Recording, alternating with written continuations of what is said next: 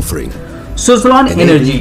अगर आपके पास सुज़लोन एनर्जी का शेयर है तो वीडियो को आप ध्यान से देख सकते हैं, क्योंकि सुज़लोन एनर्जी का फ्यूचर को लेके एमडी एंड सीईओ मिस्टर तुलसी तांती का क्या कहना है उसके बारे में जानेंगे। साथ ही साथ जानेंगे कि लेटेस्ट रिसर्च के अनुसार इंडियन विंड सेक्टर साथ ही साथ सुज़लोन एनर्जी फ्यूचर में किस तरह से अपना जो ग्रोथ है उसको जारी रह सकता है।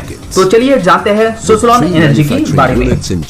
इंडिया के अंदर विंड सेक्टर की बात करें, अगर आपको लगता है कि विंड सेक्टर इंडिया के अंदर बहुत ही तेजी से ग्रो करेगा तो सुज़लोन एनर्जी को उसका जरूर फायदा मिलेगा ही मिलेगा, क्योंकि इंडिया के अंदर विंड सेक्टर की बात करें तो वहां पे सुज़लोन एनर्जी एक लीडर कंपनी दिखाई देते हैं। अगर आप पिछले कुछ साल का ट्रैक रिकॉर्ड चेक करते हैं तो सुज़लोन एनर्जी इंडिया के अंदर अच्छा खासा पकड़ बना कर रखा है और विंड सेक्टर के अंदर अच्छा खासा पैसा भी यहाँ पे इन्फ्यूज हो रहा है, इसीलिए कंपनी का जो कैपेसिटी है वो लगातार ग्रो कर रहा है। 2022 का रनिंग ईयर की बात करें तो यहाँ पे मिस्टर तुलसी तांती यानी कि मिस्टर सुज़लोन एनर्जी का जो फाउंडर है उसका कहना है कि 2500 मेगावाट का कैपेसिटी इस साल इंक्रीज हो सकता है और ये जो कैपेसिटी है आगे आने वाले कुछ सालों के अंदर और भी तेजी से यहाँ पे ग्रो करेगा। साथ ही साथ सुज़लोन एनर्जी का जो फाउंडर है मिस्टर तुलसी तांती दास, उसका ये भी कहना है कि इंडिया 10.5 गीगावाट का कैपेसिटीज का सप्लाई विंड सेक्टर के अंदर हर साल दे सकता है, लेकिन उसके लिए इस पर्टिकुलर सेक्टर के अंदर 70,000 करोड़ का इन्वेस्टमेंट भी चाहिए होगा, जो इंडिया जैसे कंट्री के लिए बहुत ही ज्यादा पॉसिबल है। अगर आप लास्ट 2 साल का ट्रैक भी चेक करते हैं तो विंड सेक्टर के अंदर ये जो इन्वेस्टमेंट है वो लगातार यहाँ पे ग्रो हो रहा है। और अगर आप सुज़लोन की बात करें तो सुज़लोन एनर्जी का इसका फायदा डायरेक्टली के साथ साथ इनडायरेक्टली भी मिलते रहेगा। इसका कारण कुछ ऐसा है कि सुज़लोन एनर्जी जो प्रोडक्ट बनाता है वो प्रोडक्ट सेल भी करते हैं, तो कोई भी दूसरा कंपनी विंड सेक्टर का जितना प्रोडक्ट यूज होता है वो कंपनी से खरीद भी सकता है और सुज़लोन एनर्जी उसका सर्विस भी प्रोवाइड करते हैं। इसीलिए सुज़लोन एनर्जी अपना प्रोडक्ट यहाँ पे सेल भी कर पाएगा और अपना पावर जनरेट करके वो भी कंपनी सेल कर पाता है। साथ ही साथ कंपनी यहाँ पे सर्विस भी प्रोवाइड करता है जिसको भी ये प्रोडक्ट बेचते हैं, कि इसीलिए सुज़लोन एनर्जी का एक इनडायरेक्टली फायदा भी मिलता है। तुलसी तांती दास का ये भी कहना है कि इस पर्टिकुलर सेक्टर के अंदर जो बिडिंग प्रोसेस है उसको थोड़ा सा इजी करना चाहिए और साथ ही साथ पीएलआई का हेल्प भी इस पर्टिकुलर सेगमेंट के अंदर देना चाहिए, जो बहुत ही ज्यादा एक्सपेक्टेड है अगर इंडिया को 2030 तक जो यहाँ पे टारगेट सेट किया है उसको अचीव करना है तो। Press the bell icon on the YouTube app. तो चलिए अभी कुछ आंकड़े की बात यहाँ पे कर लेते हैं।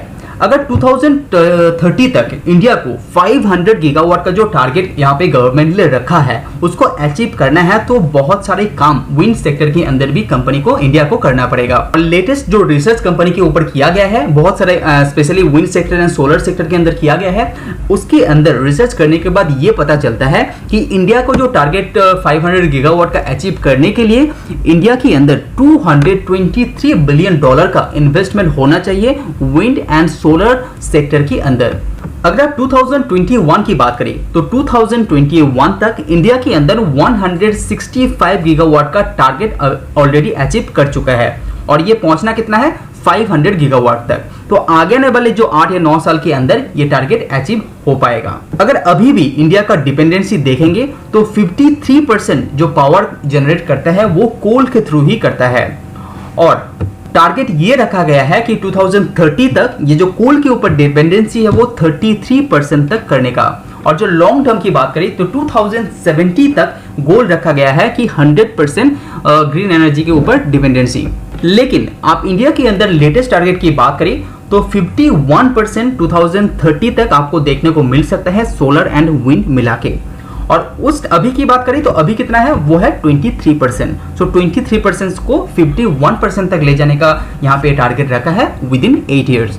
और विदाउट सुज़लोन एनर्जी का सपोर्ट के बिना ये जो टारगेट है वो थोड़ा सा इंडिया के लिए डिफिकल्ट हो सकता है, क्योंकि इंडिया के अंदर सुज़लोन एनर्जी विंड सेक्टर के अंदर एक लीडर प्लेयर हिसाबे देखा जाता है। और साल का कैपेसिटी की बात करें तो सुज़लोन एनर्जी का जो साल का कैपेसिटी है वो 20 गीगावाट का आसपास है, जो एक बहुत ही बड़ा माना जा रहा है। अभी जो आप स्क्रीन के सामने एक चार्ट आपको दिखाई दे रहा है इसको आप ध्यान से देख सकते हैं। 2006 से लेके 2013 तक इंडिया का जो एक कैपेसिटी था वो है 32 गीगावाट का, 62 गीगावाट के आसपास ये जो कैपेसिटी था वो इंडिया के अंदर मौजूद था। और उस टाइम जो इन्वेस्टमेंट था वो $32 बिलियन का था।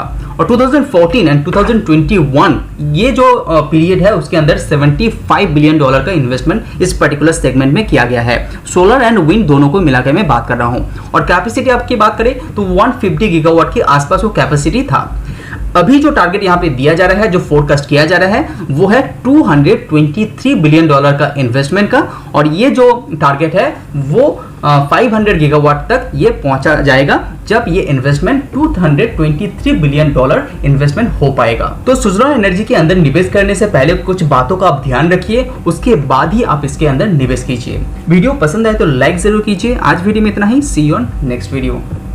Subscribe now and press the bell icon. Never miss an update. Subscribe now and press the bell icon. Never miss an update.